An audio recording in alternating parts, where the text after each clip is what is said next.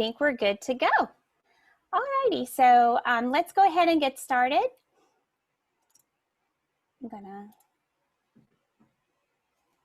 There we go. I couldn't get my slides to progress. Okay, it's working now. Okay, so today's session, just to make sure you're in the right place, is leveraging strong instructional practices in L1 and L2. My name is dawn.samples, and I'm having a little trouble driving my mouse today, as you can see. I do have my contact information here for you. You'll have access to these and the slides and materials. So make sure and check that out, especially if you want to follow up or you have any questions for me after today's session. So what I am doing now is I'm the Director for Professional Learning at More Learning at Avant Assessment. MORE stands for More Learning Opportunities Reaching Everyone. And I am previously a district supervisor. The last 16 years, I was a district supervisor in Lexington, South Carolina, where we had 7 immersion programs. At the elementary school, we had 5 at middle school and 4 at high school.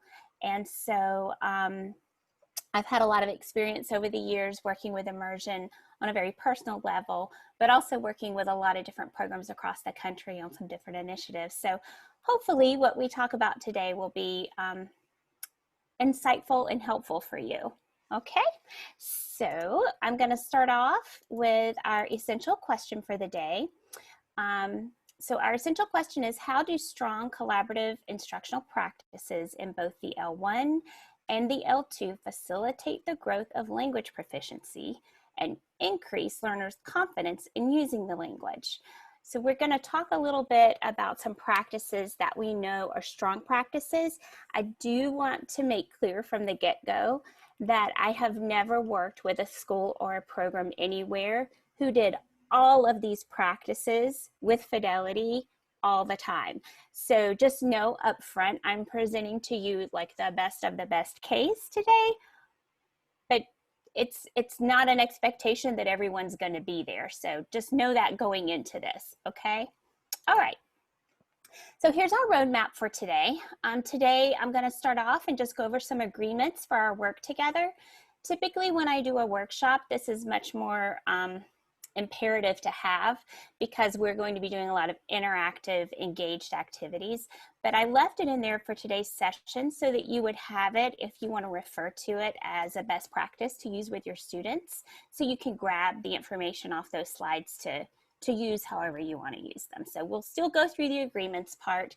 Then I'm going to go over some of the learning targets for today and what some of our expected outcomes would be. Then we'll get into the meat of the content, and then we'll have a little time for reflection. Alrighty, so that is going to be our roadmap for today. So to start off with the agreements, the tech agreements for today would be, if you are going to be speaking, it sometimes helps to reduce background noise for you to use microphones. Like I said, for today's session, some of these things may not really apply. So that's one reason I put a big slash mark through the camera, because you all don't have to put your cameras on today. To please stay muted unless your turn to speak, and to use the chat box for business at hand. I really love being able to use the chat box as a tool. And so I hope that if you guys have things to share with each other, or you want to put in resources or materials, you have 2 ways to do that today. You can throw it into the chat box, or you can also use the sheet that GADII has provided that's in your participant folder to put resources and materials and ideas into. Either way, I will put a copy of the chat as a PDF into your folder, so you will have that. Alrighty? Okay, let's see. I can find my little progression box down here again. There we go. All right, the group agreements would be, and this would be especially important in your group with your students or with your department or your staff. for everyone to have a common understanding of how we can interact with each other. And so these would be some of the agreements that I typically share in a workshop or a class that I'm teaching, but you'll also have these if you want to grab them and use with your students. And also for today, some of the things we are going to do today are interactive, and so this also applies for us.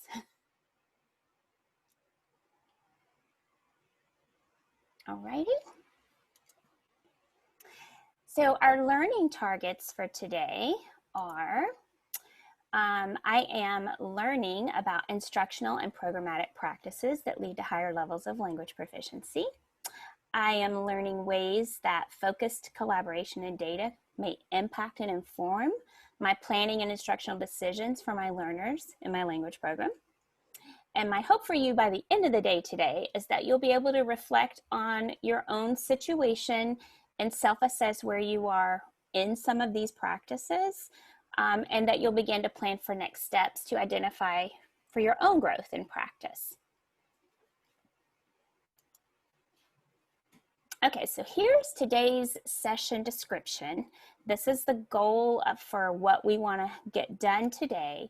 And these are the 3 primary focal points that we're going to address. We're going to look at how to leverage strategies and resources, L1 and L2 partner teachers.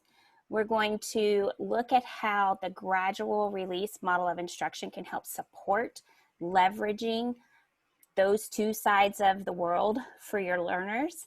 And then we're going to look at how the data across all the content areas may support instructional planning. And this is a very lofty goal for the day. I do want you to know that I could probably do a full week's workshop on just this.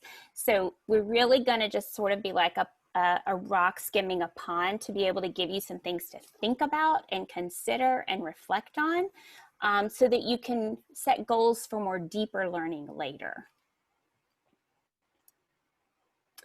All right, let's go. Everybody good? If you're good, everybody can hear me, you can see slides, it's going okay. Can you give me a I'm good in the chat just so I can kind of see, make sure everyone's there? Awesome. Yes, okay, thank you. All right, because I can't see your faces, so I just want to make sure. All righty, so here we go. As teachers and immersion programs are growing across the country, and school districts and school boards have been putting in a lot of resources and funding to help support these programs, it becomes, after you get over the hump of just surviving to the next day, you start to realize that you really need to have some outcomes that you can show how the progress is going. Are the learners actually learning the language? How well are they able to use the language? And where do we have needs? Where can we enrich? Where can we build on our program? And so that's what the goal of today's session is to help you kind of gauge where you are in that process and how you can start to have some focused, intentional practice around that. So we all know, and if you're here today, you know immersion is not for the faint of heart. It's probably one of the hardest jobs I have ever encountered for anyone in the education field. You are asked to do 2 full jobs all the time. And now you get to do it virtually for a lot of you. So these are just some of the areas that any teacher, this is not a comprehensive list, but any teacher in education has to attend to these things, and they are already just a part of how we do business and how we plan for supporting our learners. But when you're an immersion teacher, you are doing all of these things, building culture in your classroom, managing your learners, trying to learn new technologies and use technologies with your learners, trying to use all kinds of instructional strategies to make language comprehensible for your learners, trying to attend to their social and emotional learning needs, but also you're doing all of these things in another language. That's easy, right? You're trying to teach them to read and write. You're trying to teach them in a content about science or math. In some cases, you're doing social studies. You're also teaching and attending to the cultural aspects of the language and culture that you're teaching about. So when you start to think about all of this, as you know, it can be quite overwhelming. And some things that we have learned is that if we have a very focused, intentional process for partnering in that process between the L1 and the L2, which is like the first language of the learner and the second language of the learner, we see that we can accelerate proficiency growth and conceptual learning growth. So if you are teaching both languages, this still applies to you. And in some ways, it may even be easier for you, some of the things we'll look at.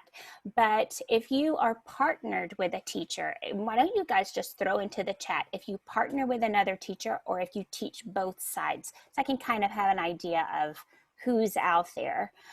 Or if you work with a program or you're an administrator in a school. Okay, so lots of you are partner teachers.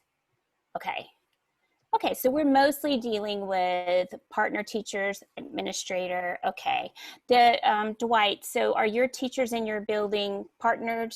Are they like a 50-50 kind of model or with a partner? Yes, 50-50 one-way bilingual program, one-way Okay. program. Got it. All righty. So this is going to make a lot of sense for you guys then, especially if you are the ones who are partnering. A lot of things to consider. So since most of you out there are partnering, would you guys like to, if you would like to say something, would you just say, I'll speak into the chat and then I'll call on you and we can hear just what are some ways you and your partner work together? I mean, to do all the things and keep it together and not go crazy and lose your mind. What are some strategies that you've already either run into, ran into, literally bumped into, or just experienced? Gabriella, would you like to share?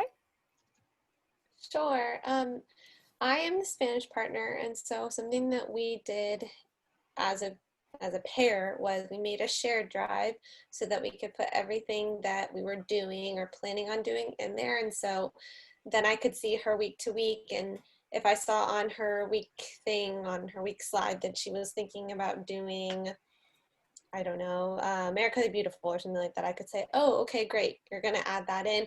When did you plan on adding that in? Or I can see when on her slides that she's doing it.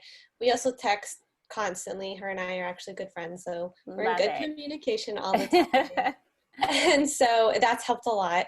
I mean, we have run into roadblocks last week. Very good example of a roadblock. We thought we could overachieve and do too much, and it's first grade, so it just happened how it did, and it went fine. We were able to bounce back super quick, and we learned from it, and it made us stronger. So yeah. Awesome. Those are some really good strategies, and it sounds like the main thing is that you guys are communicating together all the time and keeping those lines of communication frequent and open, which is a number one. That's the most important thing. Let's take another one. Oh, good. Some of you are throwing in some things into the chat that you've been doing. Paul, would you like to share?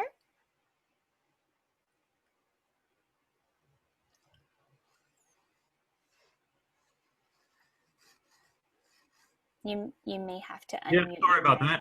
Okay. Okay, go ahead. Yeah, we are both new teachers last year, and so we did our partnership and collaborative with the entire third grade. We all sat down together and talked about the individual lessons that we do. Mm-hmm. I basically taught science and math, and she did English and social studies, but for classroom behaviors and for expectations of the school, we kind of collaborated at so many different levels, but basically our partnership kind of took place within the third grade collaborative. Okay. So you worked as a whole grade level team together to collaborate. Right. Good. That's excellent. Very good. Great. So if you guys have other things to share about some things you're doing, you're going to have a chance to in just a minute, where you're going to be able to actually plug some of those things in. But I am going to keep going just for the sake of time. I've lost my little thing here. Let's hope this advances correctly. Okay. All right. So some things that we know can help this process. And I'm going to go over some things. We're going to do it through an interactive activity. But first I want to talk through a theory with you that if you've been doing immersion a while, I'm sure you've heard of this theory, but I think this theory can really help you be strategic in how you are introducing a concept in conjunction with your partner teacher. So the theory is Jim Cummins' Iceberg theory. And as you can see, it's been around a while. It's not a new theory, but the idea is that any language that we use, any of us, what we know and understand and are able to do in that language is sort of like in an iceberg. It's just visible above the water, but there's a whole lot more to it that we have a very internal understanding and conceptual understanding about. So when you look at the dual iceberg model, you can see, let me get my mouse, you see here surface features of the first language. So this might be the home language. This is what you see that a learner can do in the language or understand. I'm sorry, are you trying to say something? I'm sorry to interrupt. Are you sharing your screen? I am. Can everyone see the screen? Maybe it's just me that can't see it. My apologies. Oh, it's okay. You may want to see if maybe either in your toolbar or on another window, it may be showing up in another window for you. Check your windows and see if maybe it's behind something. I will. Thank you. Pardon the interruption. No, that's okay. I'm glad you said something. Okay, good. Others are seeing it. All righty. So when you see what's above the water line, that is where you can actually see the features, meaning what is evident to you that the learner knows. But under the water line, those are the things that conceptually the student has an understanding about and a proficiency about in one of the two languages. So if we think about it like this is just a simple example. When you introduce a new concept to a student, let's pretend that sitting in a chair is a new concept. Maybe they've always sat on the floor. Well, actually, this may be a new concept for some kids. You've always sat on the floor, and then all of a sudden you have to do your work sitting in a chair. Once they learn how to function sitting in that chair, and they may have learned how to sit in that chair in their L1, right? They may have learned to sit in it with all four legs on the ground, not to lean back in it, not to tip it over. All of these ideas about best practices for sitting in your seat. Once they've learned that concept, when they go into the other language, no matter which language it is, they don't have to relearn the concept. They already know it's best practice. I should sit in my chair with all four legs on the floor, right? You don't have to teach them to do that again, but you may have to teach them the language around when you're telling them, please sit with all four legs on the floor, mister, right? So they may not know what you're saying until you model for them using that language, and then they go, oh, I knew that. I knew I should sit like that. So the concept itself and the proficiency they already have around that concept is there. It's visible under the water line. But what you have to do is help them label that concept in another language. Does that make sense to you guys? Can you guys give me a thumbs up or a yes if that makes sense to you in the chat? Excellent.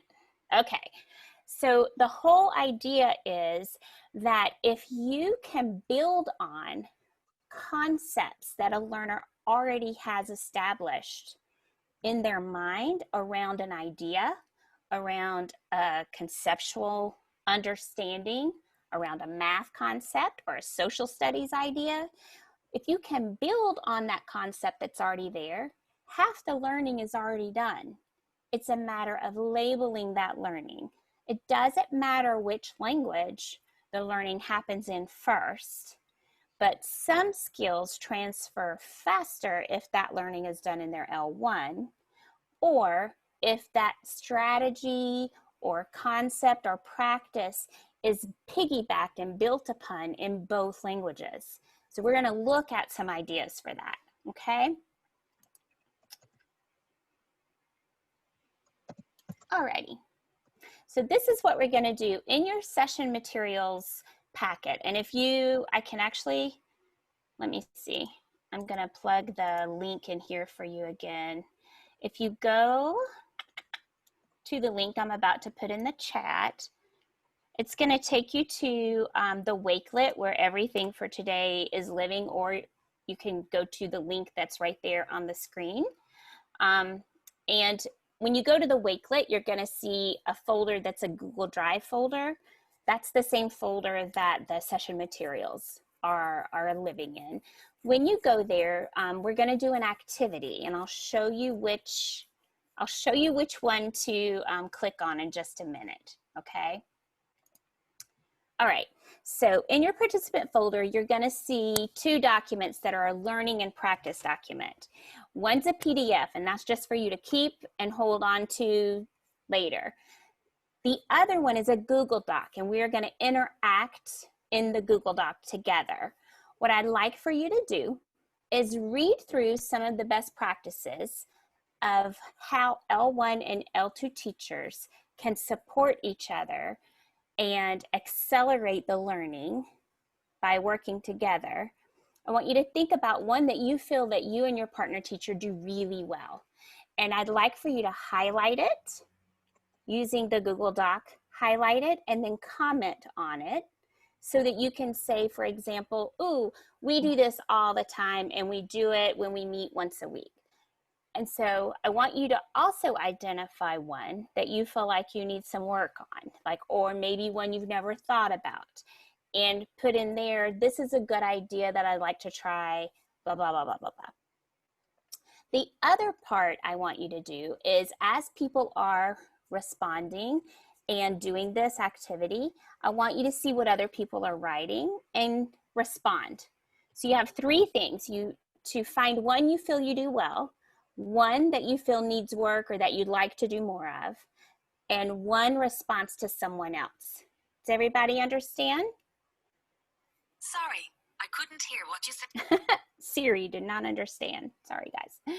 Okay, so I'm going to open the participant folder for you so you can see. It's going to look like this, the learning and practice activity. Let's see if any of you are in here yet.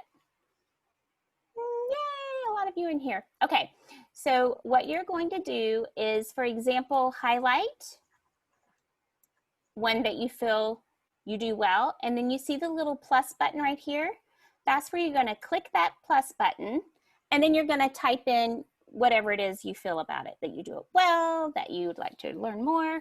And if someone has typed something there, you'll be able to go and reply to them. So it becomes basically an interpersonal writing practice, okay? All right, so I am going to give you guys just a few minutes to read through these, and let me enlarge this on my screen and do this activity. This is a quiet reflection and post activity. Okay, so I'm going to mute my mic so I won't distract you.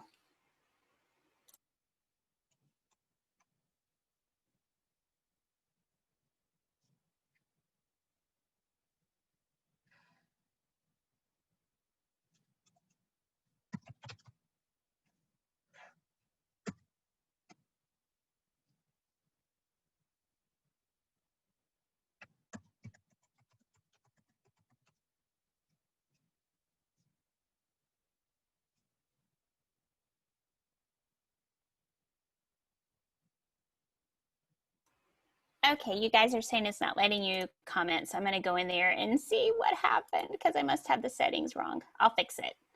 Sorry about that, you guys.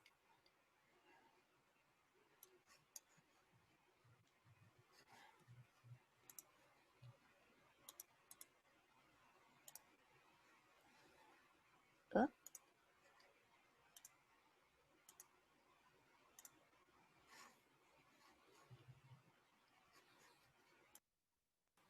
Okay, it's fixed. I had changed the folder settings earlier today and it changed the settings in the document. Okay, you guys should be able to edit it now. Sorry about that.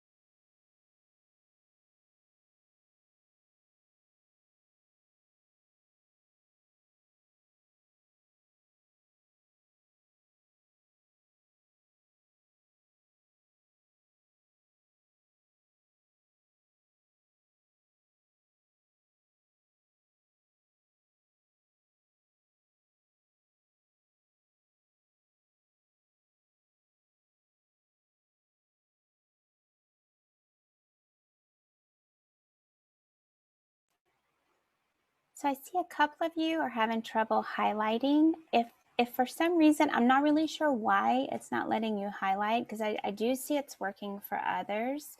But what you might try to do then is comment on someone else's that maybe has a similar one to you, and you wouldn't have to highlight it, or comment on someone's that you would like to be able to do, and maybe that would work. I'm sorry about that because I'm not really sure why that wouldn't work for you, but hopefully there'll be one that you see that someone else has in common with you that you can comment on theirs and say, me too. Oh, good idea. Refresh the page. That's a good idea. Thank you, Joy.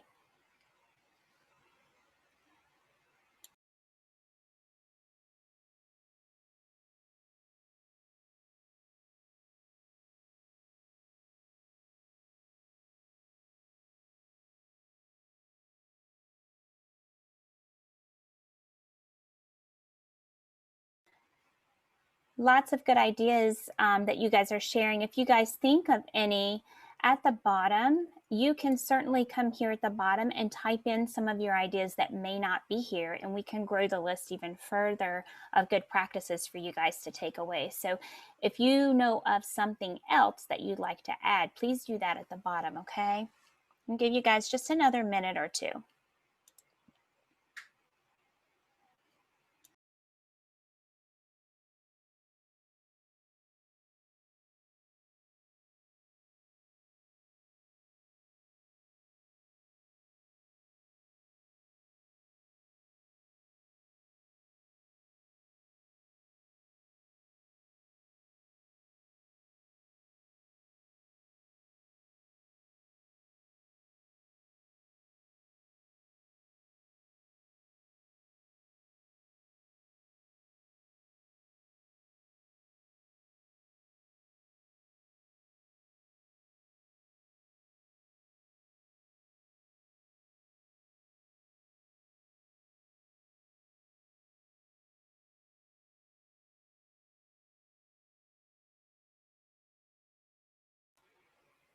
This is great. I love seeing how many of you have such strong practices with your partner teacher. That's excellent. It always makes my heart so sad when I visit a district or a school and the teachers say to me, I don't know, they're down the hall. We're lucky if we see each other once a week, because they are so lonely in the work that they're doing and working so much harder. So this is great that so many of you are already doing so many of these. That's awesome.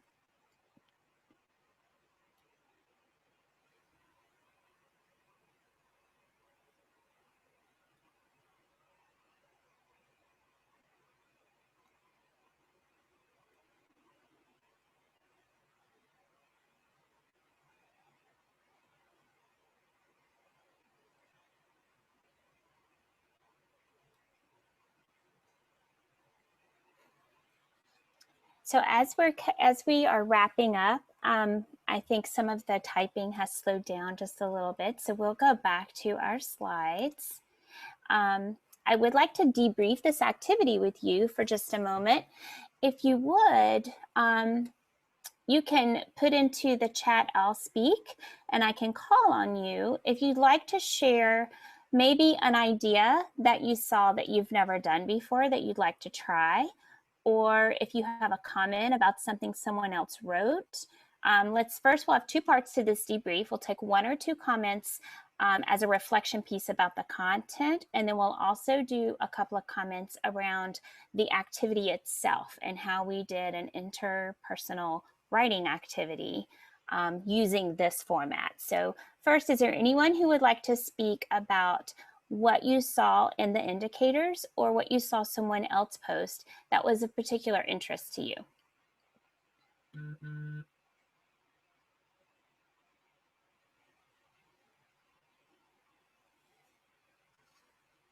No one? You guys can hear me, right?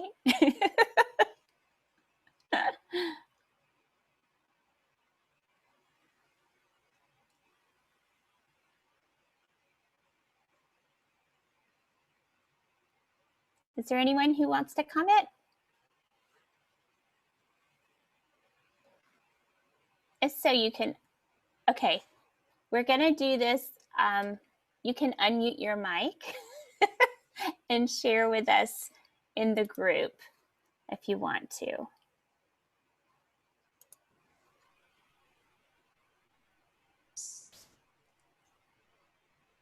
Can you tell us who you are?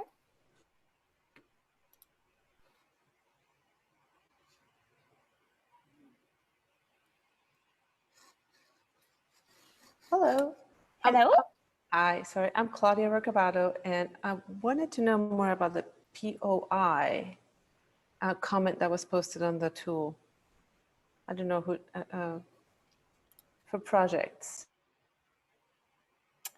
Yes, I saw that too. There it is. Barbara, I think that was a comment Barbara made, program of inquiry. Would you like to comment on that, Barbara? Sure, I can speak to that. Can you guys hear me? Yeah, we do. So we in K5, we are dual language immersion program, and we use IB curriculum. So our students all learn 6 different units of study in each grade level. And I think somebody else had said earlier, it's a grade level collaboration. We do that too. We collaborate at grade level. We share our unit of inquiry as a grade level.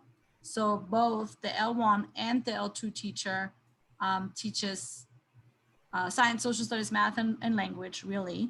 In the virtual setting, we've adjusted it a little bit, but typically that's what it was. Right now, for the virtual setting, we teach ELA math, and then the language teacher teaches science and social studies. And the science and social studies goes through language acquisition, and then the ELA teacher incorporates the science and social studies concepts in their reading and writing and those kind of things, so that there's connections made all the time between language teacher and ELA teacher to make sure that the kids have the vocabulary and the understanding of the content, as well as growing their L2 vocabulary too. That's great. Claudia, did that help clarify, answer your question? Yes, thank you. That's perfect. Awesome. So you guys, in the interest of time, real quick, do we have any comments about this activity itself? Did this give you an idea for a way you might could do something with your students in a virtual setting?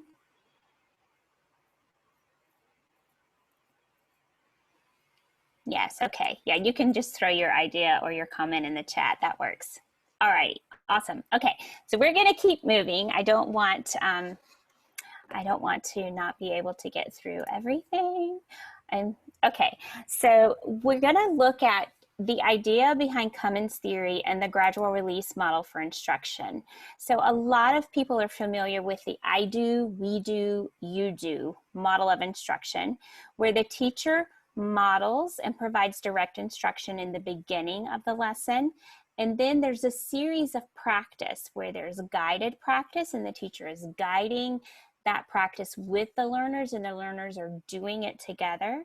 And then they might work in small groups independently as a small group doing it together. And then the independent practice is where the student is starting to be able to own the practice on their own, which is great because when it comes time for assessment, they're going to have to do it on their own and use the language and complete the task, whatever that might be. So the idea of gradual release and the dual Iceberg model are actually really complementary to each other. The thinking behind this is, as you are doing some direct instruction and modeling for students, you're building some of this common underlying proficiency. They are beginning to build what happens at the surface level through their practice together. If both teachers use the I do, we do, you do model, it creates a sense of predictability for the learners. They know when you are introducing something to them, they need to pay attention. They can kind of relax and focus on input that they're receiving and focus on trying to figure out what the idea is or what the language is. But they become more accountable and alert because they know in just a few minutes you're going to ask them to do something with it, and they're going to have to manipulate and grapple with their understanding.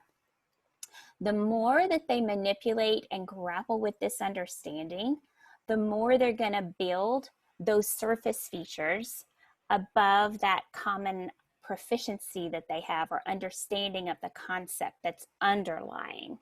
It's quite possible when students come to your classrooms, especially in the L2, that they have a pretty large iceberg under the surface about everything that you're teaching to them. And if they're not being asked to use language to show what they can do the math problem and never use language at all. And you may think that they have the language skills because you taught it in the language, but they may have actually come to you with the under the water surface of the iceberg already there. So this part around the practice in the language becomes really critical because what happens is as they go up in complexity and grade levels and in content, if they haven't had a chance to manipulate and practice and use that language, they're going to encounter things that they don't have under the surface level understanding of, and they're only going to gain that understanding through the language. And if they don't have the language, they won't learn it. And so it creates a gap in their learning. Does that make sense to you guys? Do you guys understand? Any thumbs up, or if it makes sense to you? It does. I have a quick question. Yeah, go ahead. Just for clarity, can you say that one more time? Because that was profound. I just want to make sure I got it. Okay. So the idea is this. I've seen this happen so many times, right? A child may go home and struggle with a math idea, and the parent teaches the child that math idea. They come back to class with you, and you give them a math problem to do, and they do it. And you're like, oh, good, they got it. And you just keep moving on. If that child never had the opportunity to get the input through direct instruction in the language from you, even if they already knew the concept, and then practice manipulating not only the concept, but also the language, if they don't have that opportunity and they go straight from here to that independent practice, later, when they encounter a concept they haven't learned somewhere else, the only way they're going to learn that concept is through the language. And if they've not been attending to that language practice and language growth, they're not going to be able to understand you well enough to learn the concept. And what happens is there becomes a gap in their language ability and in the complexity of the content they're learning. So these two kind of overlay because you're helping them build their understanding down here of the concept. And this practice in the language and all 4 skills is building what you can see that they can understand through their input and output above the surface level. Does that make sense? Thumbs up. I'm not sure if I explained it any clearer the second time, but hopefully you can, if you still need more explanation, please do let me know. I can talk to you afterwards. So some of the things the gradual release model provides is that predictability, routine, having clear expectations of what's coming in that cycle lowers anxiety.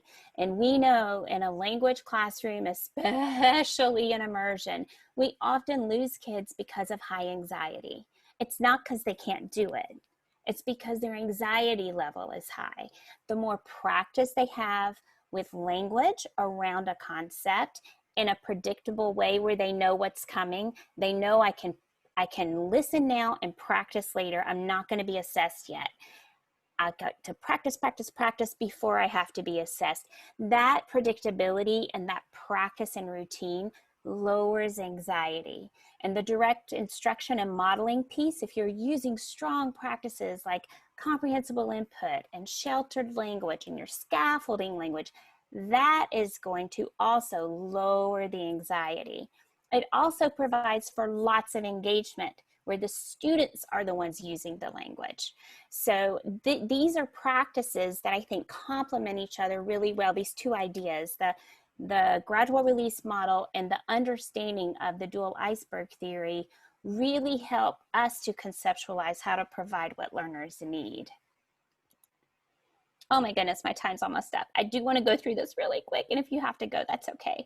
But it will be recorded, so you can watch the rest of it later.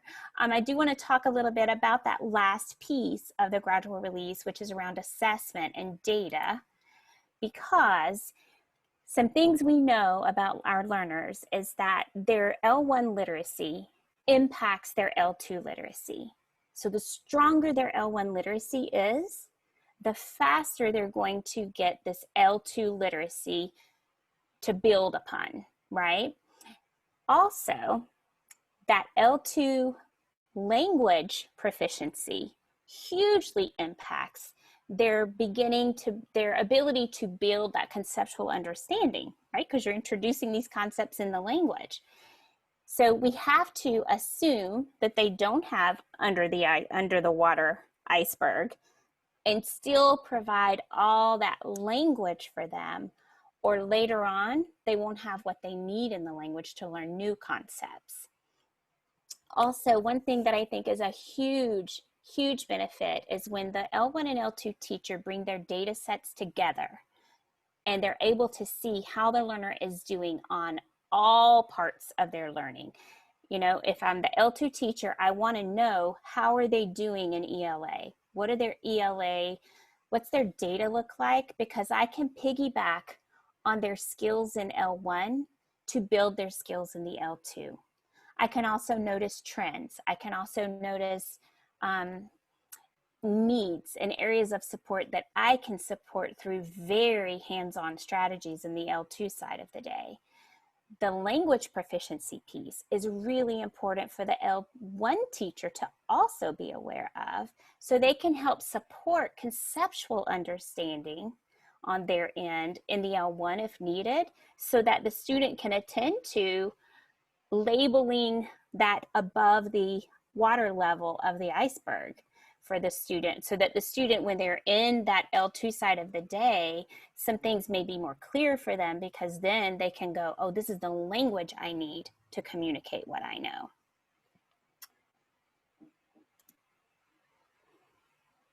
And honestly, you guys, I just loved this little heart with the hands. I had to find a way to use it. So I just know that the L1 and L2 teachers share their learners. You share your love of your learners. They are all your students, and looking at the whole child. L1 side of the child and the L2 side of the child makes up the whole child. And it's really important for you both as teachers to sort of serve as one brain that's supporting that learner. So it's just really important. I wanted to let you guys know obviously I work at Avant Assessment as the director for professional learning, but a lot of the professional learning I do with districts is around developing these strategies and skills. The districts that we have that use our proficiency assessments, I'll work with those districts to go in and do data dives, so we can look at all those different data pieces to identify where do our learners have needs, what strategies do they need, what resources, what materials, what professional learning do the teachers need. So there are things that we can help you with. If you, like I said, this particular presentation could be a full, it could be a full course, definitely a full day or a full week's workshop. But if you want to do a deeper dive in it, please don't hesitate to reach out to me, or you can go to the Avant booth. Aziz Ebbinghanem is our account representative for Georgia now. He's going to be in the booth for you guys. He can help set something up. You can email me. You can tag me in the chat and tell me you want to talk later if you want to talk about these ideas more as we go forward. So our time is up. Normally at the end, I would do a reflection piece with you guys and we would talk it through. If you want to stay and talk to me, I'm here. I will hang out for a few minutes and then we can, we'll shut the recording down. So thank you all for coming. I really appreciate it. Please use the materials in the folder and check out the Wakelet. There's a lot more resources there as well. And so I just appreciate you coming and for participating with me. Thank you.